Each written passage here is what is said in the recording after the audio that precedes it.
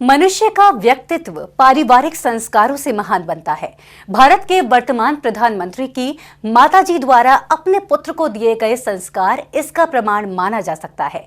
ये उनकी तपस्या का फल कहें या पुत्र की मातृ भक्ति का परिणाम कि संत शिरोमणि आचार्य श्री विद्यासागर जी महाराज की प्रेरणा से संचालित हथकरघा समूह के लोग ब्रह्मचारी सुनील भैया जी के साथ उन्हें वस्त्र भेंट करने उनके निवास पर पहुंचे। आगे क्या हुआ ये आप स्वयं देख लीजिए। विश्राम की मुद्रा में भी प्रभु का नाम स्मरण कराती ये महिला देश के वर्तमान प्रधानमंत्री की मां है और पुत्रों में जीवन भर संस्कारों को रोपित करने वाली इस मां के पास संत शिरोमणि आचार्य श्री विद्यासागर जी गुरुदेव की प्रेरणा से संचालित हथकरघा उद्योग के लोग ब्रह्मचारी सुनील भैया के साथ वस्त्र भेंट करने पहुँचे तो पहले तो उन्होंने मना किया, लेकिन बाद में काफी समझाने के बाद भेंट स्वीकार करके सभी को आशीर्वाद दिया। अभी जो आचार्य जी ने हथकरघा के लिए आशीर्वाद प्रदान किया, पूरे भारत में लगभग 15,000 लोगों को हम लोगों ने रोजगार दिया। जेलों में कैदियों के द्वारा भी ये धोती दुपट्टे हैं, साड़ियाँ हैं जो माँ को दी गई है। ये आदरणीय प्रधानमंत्री जी नरेंद्र मोदी जी की माँ है और आप उनके भाई हैं। माँ ये कह रही कि हमने भी हथकरघा उस समय चलाया, चरखा चलाया है, तो आपने भी माँ को देखा होगा, तो आपको कैसा लगता है? जब माँ चरखा चलाती थी तो हम भी साथ में चलाते थे। हाँ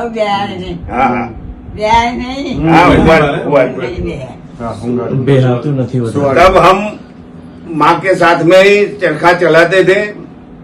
आज आपके द्वारा ये ज्ञान हुआ है कि हमारे संत विद्यासागर जी महाराज द्वारा देश की जेलों के अंदर हाथ से बनाया हुआ कपड़ा का मैन्युफैक्चरिंग करने का जो अभियान चलाया गया है। पारिवारिक संस्कारों का समावेश वर्तमान युग में कम ही देखने को मिलता है, और वो भी तब जब परिवार का एक सदस्य 140 करोड़ जनसंख्या वाले देश का प्रधानमंत्री हो। ये आचार्य गुरुवर विद्यासागर जी महाराज की दूरदर्शिता का ही परिणाम माना जाएगा कि वर्तमान इंडिया पुराना भारत बनने की ओर अग्रसर है। जैन फोकस के लिए अहमदाबाद से ब्यूरो रिपोर्ट। और इस खबर पर ज्यादा जानकारी के लिए हमारे साथ जुड़ रहे हैं आचार्य श्री के प्रिय शिष्य ब्रह्मचारी सुनील भैया जी। जैजमीन भैया जी, बहुत बहुत स्वागत है आपका आगमवाड़ी चैनल पर। भैया जी, आपसे मेरा एक सवाल है कि आप जो प्रधानमंत्री की माता जी से मिलने गए थे, तो क्या आप आचार्य श्री की प्रेरणा से उनसे मिलने गए थे?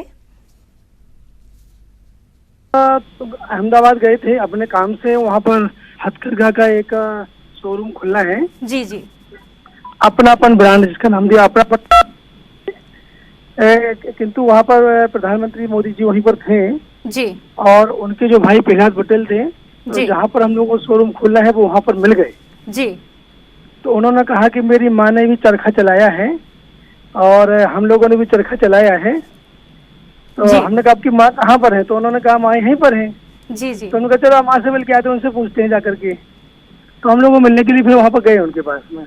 जी। अच्छा भैया जी, तो आपके साथ हथकरघा से और कौन कौन लोग गए थे उनसे मिलने के लिए? ब्रह्मचारी रौनक भैया जी थे हमारे हथकरघा वाले जी, और साथ में बॉम्बे से किरीट भाई जो हथकरघा कमेटी के हमारे एक सक्रिय सदस्य हैं जी। और जो हम लोग अहमदाबाद में शोरूम खोल रहे हैं हथकरघा का अपनापन जी, उद्योगपति हमारे प्रीमियर भाई जी थे वहाँ से। जी जी जी जी। और प्रहलाद पटेल जो उनके भाई हैं हमारे प्रधानमंत्री मोदी जी के। जी जी जी। तो वो लेके गए थे हम लोगों को। जी। अच्छा भैया जी, जैसे कि आप देश के प्रधानमंत्री की माता जी से मिले, तो उनका स्वभाव आपको कैसा लगा? बहुत ही सरल था या थोड़ा सा कहें कि उनमें देखने को मिला कि प्रधानमंत्री की माता हैं, तो उनके द्वारा उनके हिसाब से आपको कैसा लगा उनका व्यवहार?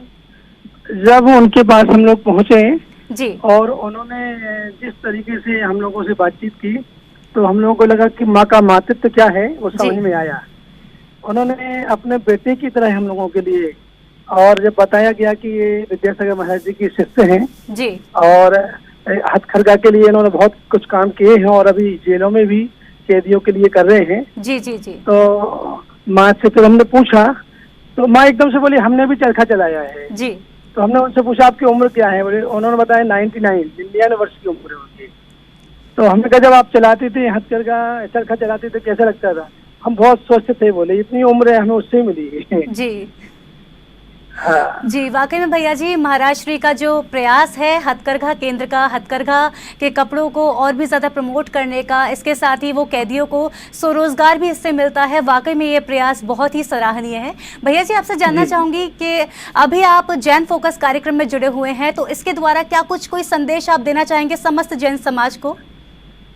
समस्त जैन समाज को संदेश तो हमारा यही रहेगा, आचार्य भगवान ने जो अहिंसा के क्षेत्र में हम लोगों के लिए आशीर्वाद प्रदान किया है जी, तो हम लोग तो इसमें लगे हुए हैं जी, इसमें कई लोग जुड़ते गए, आगे बढ़ते गए, तो हम लोग ये कार्य करने में अभी थोड़े सक्षम हो गए जी, क्योंकि आचार्य जी का आशीर्वाद है।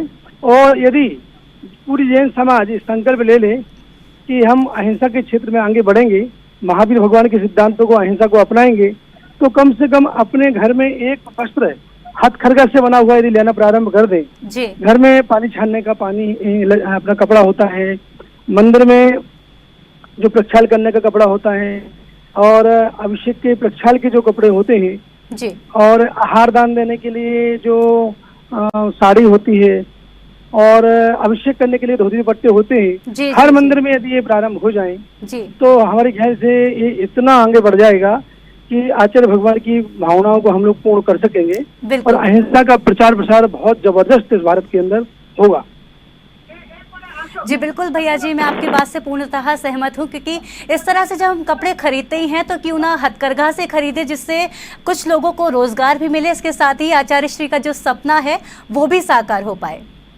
बहन जी, सपना तो बता दूं आपको, रोजगार जो हम लोग देते हैं ये नियम दिलाते सबसे पहले कि हथकरघा की मशीन पर वो ही बैठेगा जो जीवन पर्यंत के लिए मांसाहार का अंडा, मांस, मछली, शराब का त्याग करेगा। जी जी बिल्कुल। आज हम लोगों ने जो जेलों के अंदर, दिल्ली तिहाड़ जेल में, Mathura jail, Agra jail, Banaras jail, Mirzapur jail, Sagar jail, इसमें जो हम लोगों ने खोले हैं उसमें ऐसे कैदी भी हैं जिन्होंने कई प्रकार के बुरे काम किए, मर्डर भी किए, लेकिन अब उनको जब पछतावा हुआ और हमने जब रोजगार उनको दिया आचार्य जी के आशीर्वाद से, तो आज वो इतना पश्चाताप उनको होता है कि ये भगवान हमें पहले क्यों नहीं मिल गए, यदि ये काम हमें पहले से मिल जाता तो हम ये जो इतना अपराध, जघन अपराध हम लोगों ने किया है तो शायद है सकता कि हम नहीं कर पाते, और गुरु जी के आशीर्वाद से हम सही लाइन पे चलते रहते, आज परिवार के साथ रहते, परिवार के साथ जीवन व्यतीत करते, रोजगार हमें मिल जाता।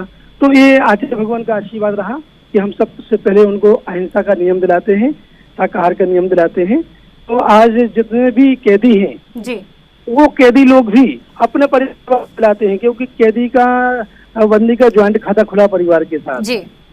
तो ये जो यहाँ कमाता है, जितना भी कमाता है उसका परिवार वहाँ खर्च करता है, बच्चों की पढ़ाई में, अपने माँ बाप की सेवा में, खाने पीने में। तो वो उनको नियम दिलाता है शाकाहार का कि ये नियम आपको भी लेना है जी। तो 250-300 बंदी जो काम करते हैं तो 250-300 परिवार उनके साथ साथ शाकाहारी बन गए। ये सबसे बड़ी उपलब्धि है आचार्य भगवान के आशीर्वाद से जी। भैया जी, मैं आपसे सवाल एक और पूछना चाहूंगी कि जब आप प्रधानमंत्री जी की माता जी से मिले तो उनका क्या कहना था, क्या कुछ उनके शब्द थे?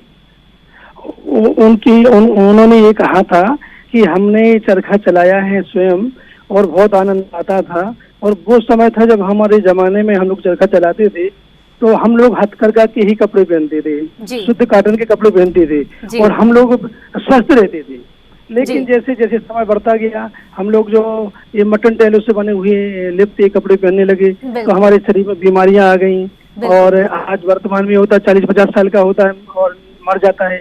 हमारी 99 साल की उम्र है, हमने शुद्ध कॉटन के कपड़े ही जीवन में पहनते हैं। अब वृद्धावस्था में जैसे लोग वैसा कर लेते हैं, उन्होंने कहा था। वाकई में कमाल की बात है, क्योंकि कॉटन से ज़्यादा बेटर कोई भी फैब्रिक मुझे भी नहीं लगता कि होता होगा। जी भैया जी, बहुत बहुत धन्यवाद आपका हमसे जुड़ने के लिए, और सारा जो आपने एक्सपीरियंस आपका साझा किया और इसके साथ ही जो आपने सारे आपका अनुभव बताया उसके लिए बहुत बहुत धन्यवाद। जय श्री।